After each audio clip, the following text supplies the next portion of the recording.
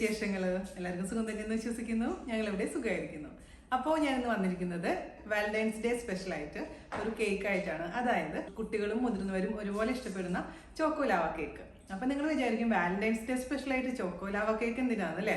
അതായത് നമ്മളെ red velvet കേക്കാണ് ഞാൻ ഉണ്ടാക്കാൻ വിചാരിച്ചിട്ടുണ്ടായിരുന്നത്. പക്ഷേ അതിൽ ക്രീം ചീസ് വേണമല്ലോ. അപ്പോൾ ക്രീം ചീസ് ഞാൻ ഇതുവരെ നിങ്ങൾക്ക് കാണിച്ചു തന്നിട്ടില്ല. അപ്പോൾ അത് കാണിച്ചു തന്നതിന് ശേഷം മാത്രമാണ് ആ കേക്ക് കാണിക്കാൻ പറ്റുള്ളൂ. അതുകൊണ്ടാണ് ഇന്ന് ഈസി ആയിട്ടുള്ള ചോക്കോലാവ കേക്ക് ആയിട്ട് വന്നിരിക്കുന്നത്. കഴിഞ്ഞ ദിവസം തയ്യാറാക്കിയിരുന്ന എല്ലാ റെസിപ്പീസും കാണാൻ മറക്കരുത്. എല്ലാം വളരെ ഈസി റെസിപ്പീസ് ആണ്. മാത്രമല്ല ടിഫിൻ ബോക്സ് ഐറ്റംസും ആണ്. അപ്പോൾ ഇതിന്റെ എല്ലാത്തിനും ലിങ്ക് ഞാൻ താഴെ കൊടുക്കാം.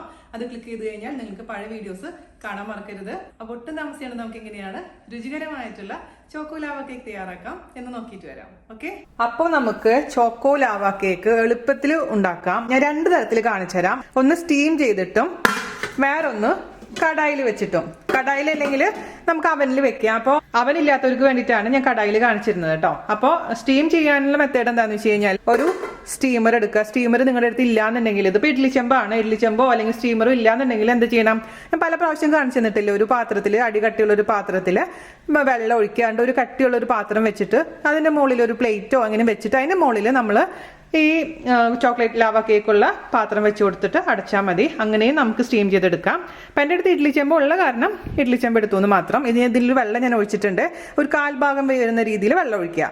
അപ്പോൾ ഇഡ്ലി പാത്രത്തിൽ ഇതിന്റെ മുകളിൽ വെക്കാൻ പറ്റാത്തത് കൊണ്ട് ഞാൻ ഇതിന്റെ മുകളിൽ ഒരു പ്ലേറ്റ് വെക്കുകയാണ്. ഈ പ്ലേറ്റിന്റെ മുകളിലാണ് ഞാൻ 2 കേക്കിന്റെ മോൾഡ് വെക്കാൻ പോകുന്നത് കേട്ടോ.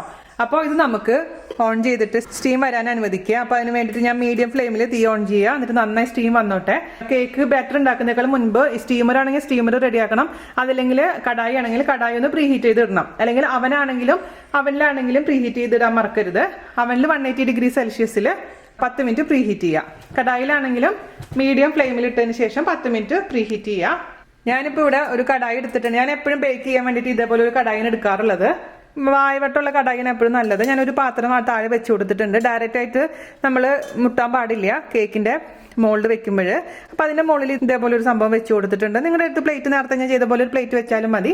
അതിലാണ് കേക്കിന്റെ മോൾഡ്, കേക്കിന്റെ ബാറ്റർ ഒഴിച്ചിട്ടുള്ള മോൾഡ് വെച്ച് കൊടുക്കേണ്ടത് കേട്ടോ. അപ്പം ഇത് നമുക്ക് അടച്ചിട്ട് 10 മിനിറ്റ് മീഡിയം ഫ്ലെയിമിൽ അതും പ്രീഹീറ്റ് ചെയ്യാം. നിങ്ങൾക്ക് ഒരു മെത്തേഡ് മാത്രം മതിയെങ്കിൽ ഏതെങ്കിലും ഒരു മെത്തേഡ് ഫോളോ ചെയ്യാം. ഓക്കെ, അപ്പോൾ ഇത് റെഡി ആവട്ടെ. ആ സമയം കൊണ്ട് നമുക്ക് കേക്കിനുള്ള ബാറ്റർ റെഡിയാക്കാൻ തുടങ്ങാം. അപ്പോൾ നമുക്ക് ചോക്കോലാവ കേക്ക് ഉണ്ടാക്കാൻ തുടങ്ങാം. അതിന് വേണ്ടിയിട്ട് ഒരു പാത്രം എടുക്കുക. അതിന് മുകളിൽ അരിപ്പ് വയ്ക്കുക. അതിലോട്ട് നമുക്ക് 1/2 കപ്പ്, അതായത് 8 ടേബിൾ സ്പൂൺ മൈദ ഇഷ്ടമില്ലെങ്കിൽ നിങ്ങൾക്ക് അതിന് പകരമായിട്ട് ആട്ട ഉപയോഗിക്കാം കേട്ടോ. ആട്ട എന്ന് പറഞ്ഞു കഴിഞ്ഞാൽ ഗോതമ്പ് പൊടി ഉപയോഗിക്കാം. അതിൻ്റെ കൂട്ടത്തിൽ കൂടെ നമുക്ക് ചേർത്ത് കൊടുക്കേണ്ടത് 1/2 ടീസ്പൂൺ ആണ്, ടേബിൾ സ്പൂൺ അല്ല, baking powder. 1/2 teaspoon baking powder. അതുപോലെ തന്നെ 1/4 ടീസ്പൂൺ ബേക്കിംഗ് സോഡ. പിന്നെ ഒരു അല്പം ഉപ്പ്. ഒരു മധുരമുള്ള എന്തായിട്ട് ഉണ്ടാക്കുമ്പോഴും നമ്മളൊരു നുള്ളു ഉപ്പ് ചേർക്കും. പിന്നെ നമുക്ക് ചേർത്ത് കൊടുക്കേണ്ടത് 2 ടേബിൾ സ്പൂൺ കൊക്കോ പൗഡർ. വേണമെങ്കിൽ കുറച്ചും കൂടി ആവാം, പക്ഷെ ഞാൻ 2 ടേബിൾ സ്പൂണേ ചേർക്കുന്നുള്ളൂ. പിന്നെ ഞാനതിൻ്റെ കൂടെ ചേർത്ത് കൊടുക്കാൻ പോകുന്നത് ഒരു 6 ടേബിൾ സ്പൂൺ പൗഡേർഡ് ഷുഗർ. പൊടിച്ച പഞ്ചസാരയുടെ അളവാണ് പറയുന്നത്. 6 ടേബിൾ സ്പൂൺ. പഞ്ചസാര നിങ്ങൾക്ക് ഇഷ്ടമനുസരിച്ച് മാറ്റം വരുത്താം കേട്ടോ. പക്ഷെ ഒരു മീഡിയം മധുരമാണ് ഇത് 6 ടേബിൾ സ്പൂൺ എന്ന് പറയുന്നത്.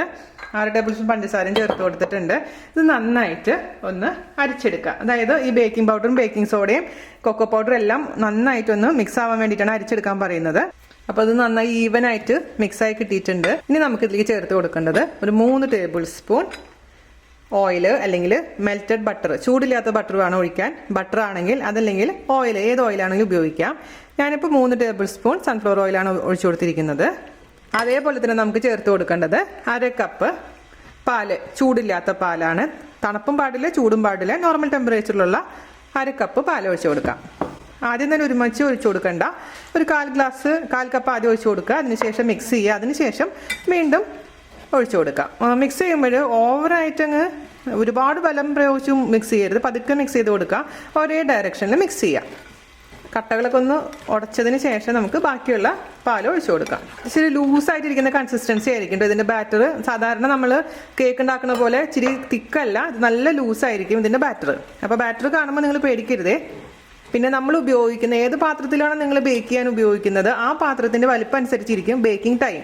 അതുകൊണ്ട് ഞാനിപ്പോൾ ഇത്ര സമയം പറഞ്ഞതുകൊണ്ട് കാര്യമില്ല. നിങ്ങളുടെ പാത്രത്തിന്റെ വലിപ്പം അനുസരിച്ച് നിങ്ങൾ തീരുമാനിക്കണം ഇത്ര സമയം വേണമെന്നുള്ള കാര്യം. അപ്പം ആദ്യമായിട്ടൊക്കെ ഉണ്ടാക്കുമ്പോൾ നിങ്ങൾക്ക് പെട്ടെന്ന് മനസ്സിലായിന്ന് വരില്ല. 1-2 പ്രാവശ്യം ഉണ്ടാക്കുമ്പോഴാണ് കറക്റ്റായിട്ട് സമയം നമ്മളുടെ അടപ്പിൽ എത്ര സമയം നമ്മുടെ പാത്രത്തിൽ ഉണ്ടാക്കുമ്പോൾ എന്ന് മനസ്സിലാക്കാൻ പറ്റുള്ളൂ.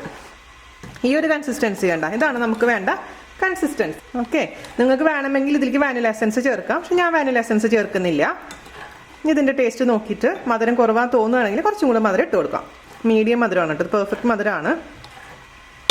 ഇനി നമുക്ക് നമ്മൾ റെഡിയാക്കി വെച്ചിരിക്കുന്ന കുഞ്ഞു കുഞ്ഞു പാത്രത്തിലോട്ട് ഒഴിച്ചു കൊടുക്കാം. ഞാനിവിടെ ചെറിയ ഡവറ എടുത്തിട്ടുണ്ട്. ചെറിയ ഡവറയില്ല, സ്റ്റീലിൻ്റെ ഡവറയാണ് എടുത്തിരിക്കുന്നത്. അതിൽ കുറച്ച് ബട്ടർ തടവി അതിനുശേഷം അതിൻ്റെ ഉള്ളിൽ കുറച്ച് കൊക്കോ പൗഡർ തടവി വെച്ചിരിക്കുന്നതാണ്. അപ്പോൾ ഇതിലേക്ക് നമുക്ക് ഒഴിച്ചു കൊടുക്കാം. ഒരുപാട് നിറയ്ക്കരുതേ, ഒരു അരഭാഗം വരുന്ന രീതിയിൽ ഫില്ല് ചെയ്ത് കൊടുത്താൽ മതി.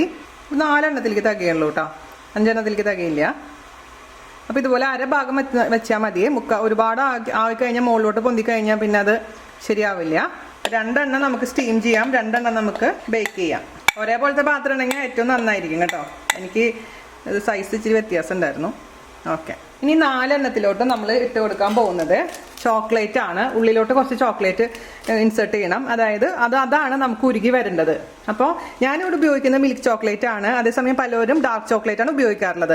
ഞാൻ ഡാർക്ക് ചോക്ലേറ്റ് ഉപയോഗിച്ച് നോക്കിയപ്പോൾ എനിക്ക് ഒട്ടും തന്നെ ഇഷ്ടപ്പെട്ടില്ല. ഭയങ്കര കൈപ്രസായിരുന്നു, കുട്ടികൾക്ക് ഇഷ്ടപ്പെട്ടില്ല. അതുകൊണ്ട് കുട്ടികൾക്കൊക്കെ ഉണ്ടാക്കി കൊടുക്കുമ്പോൾ മിൽക്ക് ചോക്ലേറ്റ് ആണ് ഇടുന്നത് ഏറ്റവും നല്ലത്. അപ്പോൾ മിൽക്ക് ചോക്ലേറ്റ് നമുക്ക് ഒരു 3-4 കഷ്ണം പൊട്ടിച്ചിട്ട് ആ മിഡിലോട്ട് നമുക്കങ്ങ് വെച്ച് കൊടുക്കാം.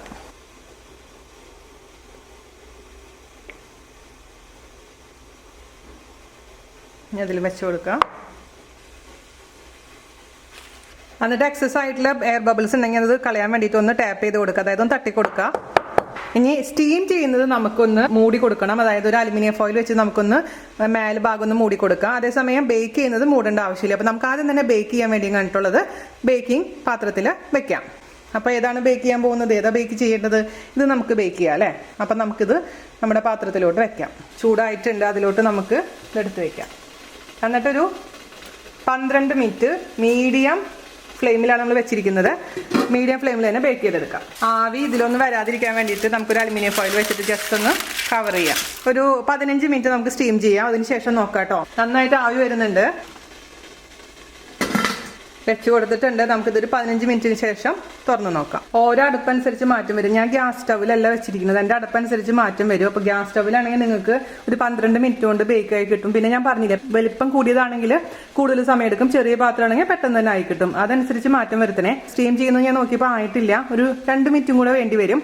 അപ്പോൾ എനിക്ക് ബേക്ക് ചെയ്യാൻ എടുത്ത സമയം 15 മിനിറ്റും മറ്റേതൊരു 17 മിനിറ്റ് എടുക്കും. ഇതാ നമ്മുടെ സ്റ്റീം ചെയ്തിരിക്കുന്ന ചോക്കോ ലാവ കേക്ക് റെഡി ആയിട്ടുണ്ട്. ഇത് ഞാൻ താഴോട്ട് തിരിച്ച് വെക്കണില്ല കേട്ടോ, തിരിച്ച് വെക്കാൻ പറ്റില്ല. തിരിച്ച് വെച്ച് കഴിഞ്ഞാൽ ആകപ്പാട് അങ്ങ് ഒലിച്ചു പോകും. അതുകൊണ്ട് ഇതിൽ തന്നെ വെച്ചിട്ട് നമുക്ക് സെർവ് ചെയ്യാം. സ്പൂൺ വെച്ചിട്ട് കാണിച്ചു തരാം എങ്ങനെ ഇരിക്കുന്നു എന്നുള്ള കാര്യം. ചോക്കോ ലാവ കേക്ക് ചൂടാണ്, പക്ഷെ ഈ ഭാഗം നന്നായി കുക്കായിട്ടുണ്ട്. അതേസമയം മിഡിൽ പോർഷൻ മാത്രം ഇതുപോലെ ആ ചോക്ലേറ്റ് നമ്മൾ ഇട്ടിരിക്കുന്ന ചോക്ലേറ്റ് മെൽറ്റ് ആയതാണ് ഈ കാണുന്നത് കേട്ടോ. പക്ഷേ സൈഡൊക്കെ നന്നായിട്ട് കുക്കായിട്ടുണ്ട്. എനിക്ക് ബേക്ക് ചെയ്യാൻ എടുത്ത സമയവും 15 മിനിറ്റാണ്. ഓരോ കടായി അനുസരിച്ചും മാറ്റം വരാതെ എപ്പോഴും ശ്രദ്ധിക്കുക. അപ്പോൾ ആദ്യമായിട്ട് നിങ്ങൾ ചെയ്ത് നോക്കുമ്പോൾ ആ ടൈം ശരിക്കും നോക്കുക. രണ്ടാമത് ചെയ്യുമ്പോഴേ നിങ്ങൾക്ക് ശരിയാവുള്ളൂ. ഫസ്റ്റ് ടൈമിൽ തന്നെ ശരിയാവണമെന്ന് ഒരു നിർബന്ധമില്ല. അത് പ്രത്യേകിച്ച് എടുത്ത് പറയുകയാണ്. കാരണം ഞാൻ പറഞ്ഞിട്ട് പിന്നെ എൻ്റെ ടൈമും ഞാൻ പറഞ്ഞ പോലെ എൻ്റെ ഗ്യാസ് അടുപ്പല്ല. ഗ്യാസ് അടുപ്പാണെങ്കിൽ ടൈം വ്യത്യാസം വരും. ഇതൊരു ഇലക്ട്രിക് സ്റ്റവ് ആണ്, അതുകൊണ്ട് അതിനനുസരിച്ചും മാറ്റങ്ങൾ വരുത്താം കേട്ടോ.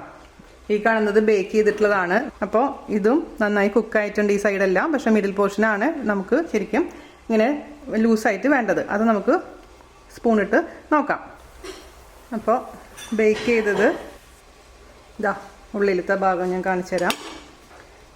ചോക്ലേറ്റ് ലാവ നിങ്ങൾക്ക് കാണാൻ പറ്റുന്നുണ്ടല്ലോ. ഇതാ അപ്പോൾ കറക്റ്റ് ടൈമാണ് 15 മിനിറ്റ്. എൻ്റെ സ്റ്റൗവിൽ, നിങ്ങൾ ഗ്യാസ് സ്റ്റൗവിലാണെങ്കിൽ ഒരു 12 മിനിറ്റ് മതിയാവും. അതോ ഡിപ്പെൻസ് കേട്ടോ, പാത്രം അനുസരിച്ച് മാറ്റം വരുത്താൻ. ഞാൻ പ്രത്യേകിച്ച് എടുത്ത് പറയുന്നത് എന്താണെന്ന് വെച്ച് കഴിഞ്ഞാൽ ഓരോരുത്തരുടെ സ്റ്റവ് അനുസരിച്ചും പാത്രത്തിൻ്റെ അളവനുസരിച്ച് മാറ്റം വരും. അതുകൊണ്ടാണ്. അപ്പോൾ ഇങ്ങനെയാണ് അതിൻ്റെ മിഡിൽ പോർഷൻ ഇരിക്കുന്നത്. ഇത്രയുള്ള പരിപാടി സിമ്പിളാണ്, പക്ഷേ കുറച്ച് ട്രിക്കിയാണ്. സ്റ്റീംഡ് വേർഷനാണ്. അതേസമയം ഇങ്ങനെയും ചെയ്യാം. അപ്പോൾ ഇത് സെയിം ഈ പോലെ തന്നെ നമ്മുടെ അവനിൽ വെച്ചിട്ടും 12 മിനിറ്റ് നോക്കുക. 12 മിനിറ്റ് ആയിട്ടില്ലെങ്കിൽ മാത്രം 15 മിനിറ്റിലോട്ട് ആക്കിയാൽ മതി കേട്ടോ. അപ്പോൾ നിങ്ങൾക്ക് വേണ്ടിയിട്ട് ഞാനൊന്ന് ടേസ്റ്റ് ചെയ്യണ്ടേ, അല്ലെങ്കിൽ മോശമല്ലേ. കുട്ടികൾക്കൊക്കെ എന്തായാലും ഇഷ്ടപ്പെടും. നിങ്ങൾക്ക് ഏത് പാത്രത്തിൽ വെച്ചിട്ടും ചെയ്യാം. ഞാനിവിടെ ഞാൻ പറഞ്ഞത് ഡവർ വെച്ചിട്ട് ചെയ്തിരിക്കുന്നത്.